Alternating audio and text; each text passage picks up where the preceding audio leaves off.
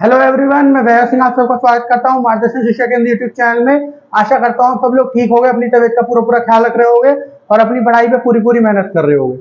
चलिए बिना किसी देरी के आज की वीडियो को शुरू करते हैं। तो ये हमारी वीडियो किस चीज की होने वाली है? करंट अपडेट्स की वीडियो।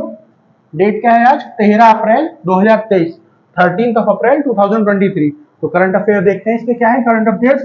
तो फर्स्ट न्यूज क्या है हमारी? फर्स्ट न्यूज है government of India announce new rules for cattle dehorning. Cattle dehorning. Okay, तो क्या है न्यूज? क्या है कि गवर्नमेंट ऑफ इंडिया, जीआई मतलब गवर्नमेंट ऑफ इंडिया ने क्या किया है? अनाउंस किए हैं नए नियम, नए रूल। किस चीज के लिए? For cattle dehorning. अभी डीहॉर्निंग क्या होता है पहले समझिए। कैटल क्या होता है? कैटल का मतलब जानवर की बात हो रही है, और डीहॉर्निंग मतलब सींग काटने जो होते हैं। ठीक है, आपने कई बार देखा होगा जो जानवर होते हैं उनके सींग काट दिए जाते हैं ना, तो उनके सींग जो काटे जाते हैं उनके लिए नए नियम लागू करे हैं। किसने? सरकार ने। ठीक है, उनके लिए नए नियम लागू करे हैं सरकार ने। अब देखिए जो जानवर होते हैं, ठीक है, जो यहाँ पे जानवर हुए कैटल मतलब यहाँ पे बेसिकली बात हो रही है गाय भैंस बैल वगैरह ये सब जो होते हैं ना, इनकी बात हो रही है बेसिकली, समझ गए आप? तो जानवर जो होते हैं वैसे भी लोगों के लिए बहुत ज्यादा प्रिय होते हैं ना, और उनको परेशान ना किया जाए इसी वजह से बहुत सारे नियम चलते हैं, है ना। उसी वजह से बहुत सारे नियम है जो भारत में चलते हैं जिसमें जानवरों को परेशान ना किया जाए।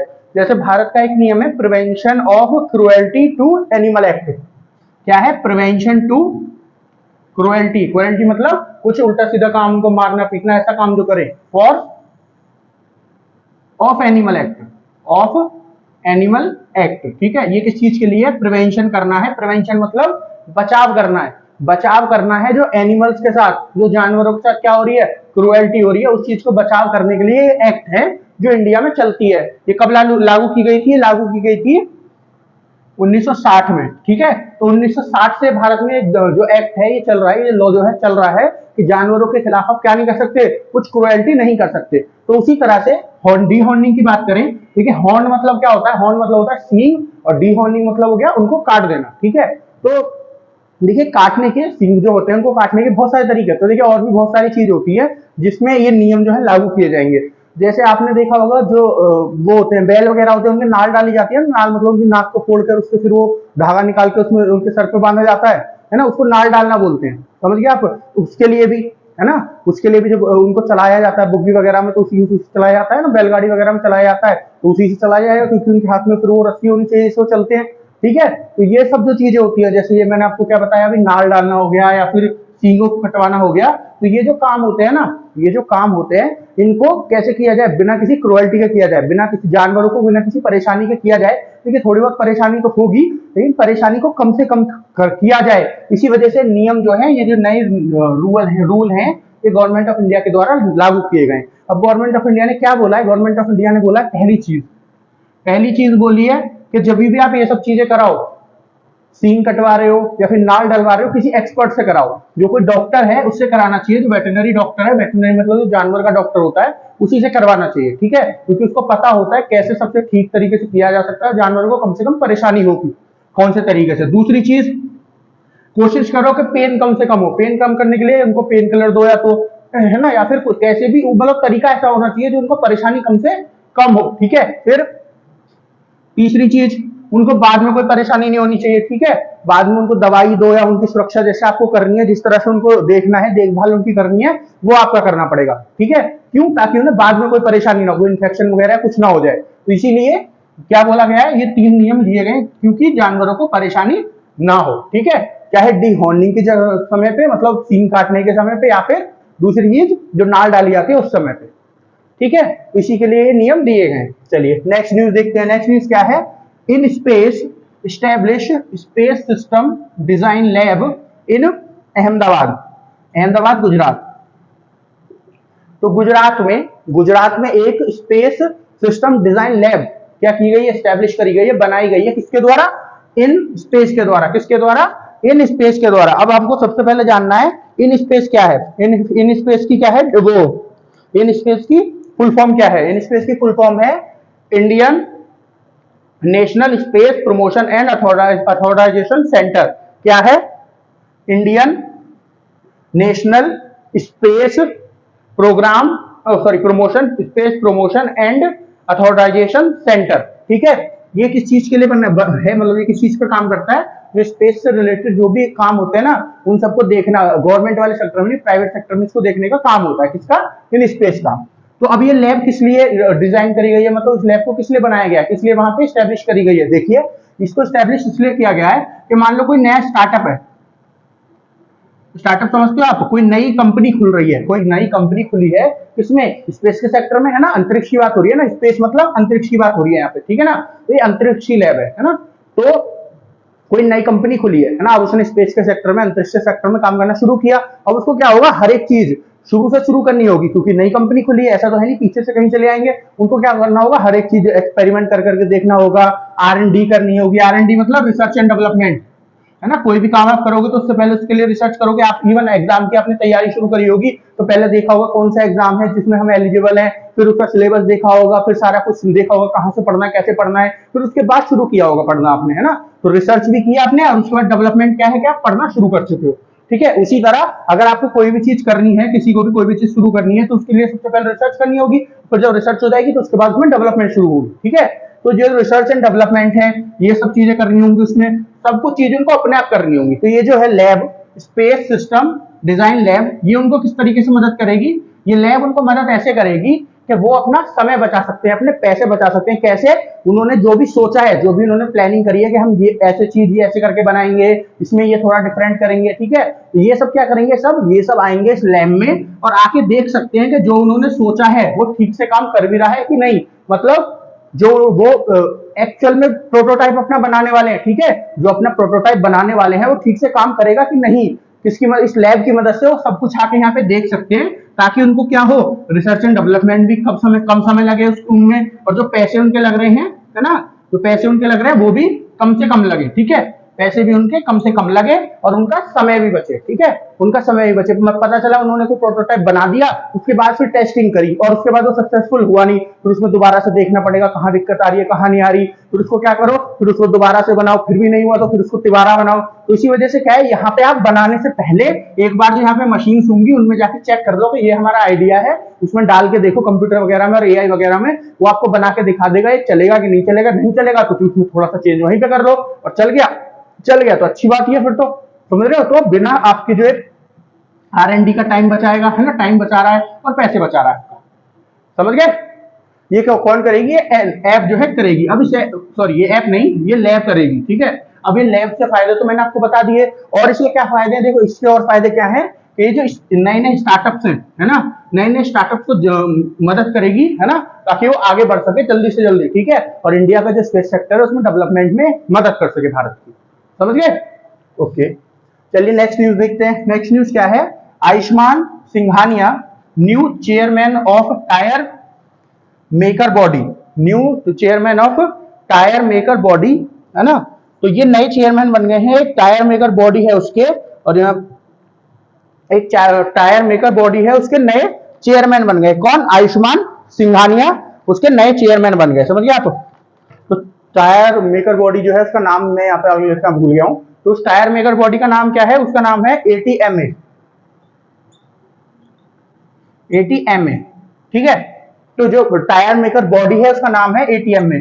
तो ATMA के नए चेयरमैन बन गए हैं कौन, आयुष्मान सिंघानिया, है ना, सॉरी अंशुमन सिंघानिया, अंशुमन सिंघानिया। तो अंशुमन सिंघानिया कौन बन गए हैं, नए चेयरमैन बन गए हैं ATMA के। अब ATMA क्या है ये आपको पता होना चाहिए। ATMA की फुल फॉर्म है ऑटोमेटिव टायर मैन्युफैक्चरर्स एसोसिएशन। क्या है, ऑटोमेटेड टायर मैन्युफैक्चरर्स एसोसिएशन। तो ये क्या है, जो बहुत बड़ी बड़ी टायर मेकिंग कंपनियां हैं जो टायर्स बनाती हैं, जैसे सीएट का टायर आपने सुना होगा, है ना, सीएट टायर बनाती है, MRF का टायर सुना होगा आपने, MRF टायर बनाती है, और भी बहुत सारी कंपनियां जो टायर बनाती हैं। एक जेके है, जेके टायर्स करके, जेके इंडस्ट्रीज या फिर टायर्स करके है। तो ये सब क्या है, ये टायर्स बनाती है, ये जो कंपनी है अलग अलग कंपनी ये टायर्स बनाती है, ठीक है। तो इन सब कंपनीज ने, जितनी भी इंडिया में कंपनीज हैं उन सब ने मिलकर एक एसोसिएशन बना रखी है जिसका नाम क्या है, ATMA, जिसका नाम है ATMA, है ना। इन सब कंपनी को एक साथ रिप्रेजेंट करती है ATMA, कहां पे, गवर्नमेंट लेवल पे, ठीक है, जो गवर्नमेंट सेंट्रल लेवल पे, केंद्रीय लेवल पे इनकी जो भी काम होते हैं, इनके लिए जो भी काम, कोई नया नियम बनना है ना, किसी चीज को लेकर काम चलना है है ना, इनको कोई अपनी चीज ऊपर तक पहुंचानी है सरकार तक, ये सब काम कौन करता है, ये सब काम करती है एटीएम में, ठीक है। अच्छा, एटीएम को बनाया कब गया था, ये भी आपको पता होना चाहिए कि एटीएम को बनाया कब गया था। एटीएम को बनाया गया था आपका 1975 में। कब बनाया गया था, 1975 में एटीएम को बनाया गया था, ठीक है। तो ये किसके बारे में हो गया कि अंशुमन सिंघानिया नए चेयरमैन बने हैं एटीएम में, कि एटीएम में कौन सी कंपनी है, टायर मैन्युफैक्चरर कंपनी है, ऑटोमोटिव टायर मैन्युफैक्चरर्स कंपनी। जितनी भी टायर मैन्युफैक्चरिंग कंपनी है उन सबकी एक एसोसिएशन है जो इनको सेंट्रल लेवल पे क्या करती है, रिप्रेजेंट करती है। कब इसको बनाया गया था, 1975 में इसको बनाया गया था, ठीक है। चलिए अब चलते हैं आगे, नेक्स्ट न्यूज देखते हैं। Rare earth reserves found in Anantapur Andhra Pradesh, AP मतलब आंध्र प्रदेश, ठीक है। तो क्या मिला है आंध्र प्रदेश में, रेयर अर्थ रिजर्व मिले हैं, ठीक है। अब आपको जानना है रेयर अर्थ क्या होते हैं। देखिए, इनको रेयर अर्थ मेटल भी बोलते हैं, ठीक है, इनको रेयर अर्थ मेटल भी बोलते हैं। अब ये रेयर अर्थ मेटल क्या होते हैं, ये 17 मेटल्स का ग्रुप होता है। मेटल्स मतलब धातु, अगर आपने साइंस पढ़ी हो तो आपको पता होगा धातु क्या होते हैं, ठीक है। जैसे सोना हो गया, चांदी हो गया, ये भी धातु है। आयरन हो गया आपका, आयरन मतलब जो लोहा होता है वो भी आपका चांदी है। एल्यूमिनियम हो गया, तांबा हो गया, ये सब क्या है, ये आपके चांदी है, ठीक है। कॉपर हो गया, ये सब क्या है, आप चांदी, सॉरी, ये सब आपके धातु हैं, ठीक है, ये सब आपके धातु हैं। तो ऐसे ही 17 धातुओं का ग्रुप है क्या, रेयर अर्थ मेटल। अब इनको रेयर अर्थ मेटल क्यों बोला था, रेयर मतलब ऐसी चीज जो बहुत कम मिलती है, ठीक है, ऐसी चीज जो बहुत कम मिलती है ना। जैसे आपका कोई दोस्त हो, आपको कभी कभी मिलता है तो आप बोल दोगे वो तो मुझे रेयरली मिलता है, रेयरली का मतलब यहाँ पे वो कभी कभार मिलता है मुझे, ठीक है ना। तो उसी तरह ऐसी चीज, ऐसे मेटल्स या फिर ऐसी मेटल्स जो अर्थ के अंदर से कहीं कहीं मिलते हैं, कभी कभी मिलते हैं, ठीक है, उनको क्या बोलते हैं, उनको बोलते हैं रेयर अर्थ मेटल। इनके नाम अलग अलग दिए 17 के, लेकिन इस पूरे ग्रुप को एक साथ अगर जब जोड़ देते हैं तो क्या बन जाता है, रेयर अर्थ मेटल जिनको कहते हैं, ठीक है। तो रेयर अर्थ मेटल के रिजर्व मिले हैं कहां पे, अनंतपुर आंध्र प्रदेश भारत के अंदर, समझ गए। अभी कुछ दिन पहले हमने लिथियम की बात करी थी, लिथियम मिला है। अब क्या मिले हैं हमारे यहाँ पे, रेयर अर्थ मेटल मिले हैं हमारे यहाँ पे। अब देखिए, अगर मैं आपको बताऊं पूरी दुनिया में, मैंने क्या बताया आपको, कहीं कहीं मिलते हैं, तो पूरी दुनिया में सबसे ज्यादा कहां मिलते हैं, ठीक है, ये भी होना चाहिए। तो पूरी दुनिया में सबसे ज्यादा चाइना के पास है, ठीक है, सब पूरी दुनिया में 95% तक, समझ रहे हो, 95% तक चाइना के पास है। फिर बाकी के 5% अलग अलग कंट्रीज के पास है, जिसमें इंडिया दूसरे नंबर पे, भारत आता है, ठीक है, फिर बाकी और कंट्रीज आती है, समझ गए आप। तो अब आप पूछोगे, जब चाइना पे ही मिलते हैं सबसे ज्यादा, चाइना तो अकेला सबका राजा हो गया इस वाले सेक्टर में, ठीक है, देखिए है चाइना इस सेक्टर में राजा। अब देखिए एक चीज मैं आपको बताना चाहता हूँ, जैसे यहाँ पे इसका रेयर अर्थ मेटल नाम है ना, रेयर मतलब जो कहीं कहीं मिलते हैं, ऐसा नहीं है कहीं कहीं मिलते हैं, है ना, लेकिन इसके रेयर जो लिखा गया है ये किसी और वजह से लिखा गया है। किस वजह से लिखा गया है, देखो ये मिल तो कई जगह जाते हैं, ठीक है, लेकिन दिक्कत क्या है ना, ये जब कहीं भी किसी भी चीज में इस्तेमाल होते हैं ना, वो अपनी शुद्ध वाली फॉर्म में होते हैं, बिल्कुल प्योर फॉर्म में, लेकिन ये प्योर फॉर्म में हर जगह नहीं मिलते, ठीक है। हालांकि कहीं नहीं मिलते प्योर फॉर्म में, तो थोड़ी बहुत इंप्योरिटी हमेशा इसमें रहती है, अशुद्धता थोड़ी बहुत रहती है ही, उसको क्या किया जाता है, उसको फिर शुद्ध बनाया जाता है, ठीक है। तो इसका जो शुद्ध बनाने का तरीका है ना, वो बहुत कठिन है ना। क्यों, क्योंकि जब इसको शुद्ध बनाते हैं तो पैसे बहुत खर्च होते हैं। दूसरी चीज क्या होती है, दूसरी ये जो पर्यावरण है उसमें बहुत सारी हार्मफुल गैसेस, हानिकारक गैसेस जो है उनको रिलीज कर देती है, ठीक है। उससे क्या होता है, पर्यावरण को नुकसान हो जाता है, ठीक है। और इसको निकालने का प्रोसेस, उसमें बहुत सारे ऐसी केमिकल्स यूज होते हैं, जो आदमी उसको निकाल रहा होगा ना, उसको उसकी तबीयत को बहुत ज्यादा खराब होगा उससे, समझ रहे हो आप। तो इसी वजह से इनको ज्यादातर हर जगह निकाला नहीं जाता, हर देश इनको निकाल नहीं सकता, इनको क्या नहीं कर सकता, प्योर नहीं कर सकता। उनके पास है लेकिन वो इसको प्योर नहीं कर सकता। लेकिन चाइना का क्या है, देखो चाइना का ना तो इंसानों की परेशानी इनकी है, ठीक है, इनकी सरकार को ना तो ये मतलब कि इनके जो लोग हैं वो परेशान हो रहे हैं, उनकी तबीयत खराब हो रही है, कुछ हो रहा है, ना इनको पर्यावरण से कोई दिक्कत, ठीक है, ना इनको पर्यावरण से कोई दिक्कत। तो इसी वजह से क्या है, ये क्या करते हैं, निकालते भी हैं, फिर उनको शुद्ध भी करते रहते हैं। और चाइना में थोड़ा कम इम्प्योरिटी वाला, मतलब कम जो अशुद्धता होती है ऐसा मिलता भी है, ठीक है। तो इनको क्या है, ज्यादा पैसे भी खर्च नहीं करने पड़ते चाइना को। तो इसी वजह से क्या है, चाइना में 95% तक रेयर अर्थ मेटल मिलते हैं। और इसी का चाइना इस्तेमाल भी करता है किसमें, वेपनाइजेशन ऑफ ट्रेडिंग में, वेपनाइजेशन ऑफ ट्रेडिंग। अब ये वेपनाइजेशन ऑफ ट्रेडिंग क्या हो गई, देखिए किसी चीज, कोई देश, अगर आप किसी देश के ऊपर निर्भर हो किसी चीज के लिए, अब जैसे मैंने आपको बताया रेयर अर्थ मेटल जो है ये चाइना में सबसे ज्यादा मिलते हैं। अब चाइना का किसी देश से मान लो दुश्मनी है, भारत से दुश्मनी है या जापान से दुश्मनी है, ठीक है, तो ये चाइना क्या करेगा, फिर उनको रेयर अर्थ मेटल देना बंद कर देगा। अब देखो रेयर अर्थ मेटल ना हर चीज में इस्तेमाल होता है, कोई भी चीज आप उठा लो, हर चीज में इस्तेमाल होता है, होता बहुत छोटी सी मात्रा में है लेकिन हर चीज में इस्तेमाल होता है रेयर अर्थ मेटल। चाहे आपके पास फोन हो, आपकी बैटरी में इस्तेमाल होता है, फोन की में इन्वर्टर हो उसकी बैटरी में इस्तेमाल होता है, पंखा कूलर सबकी चीज में इस्तेमाल होगा। फिर आपके क्या लैपटॉप वगैरह हो गए, आपके टेलीफोन हो गए वैसे वाले, है ना, आपका कंप्यूटर हो गया, आपका पीसी हो गया, है ना। फिर बड़े लेवल पे थोड़ा सा चले जाओ तो मिलिट्री की हर एक चीज में, मिलिट्री का एयरक्राफ्ट शिप हो गया, मिलिट्री का एयरक्राफ्ट कैरियर हो गया, कोई बंदूक हो गई, है ना, सब चीज में रेयर अर्थ मेटल का इस्तेमाल होता है। ठीक है, सब चीज में ये समझ लो 99% चीज जो पूरी दुनिया में है ना, 99 तो चलो ज्यादा हो गया, 95 ही मान लो,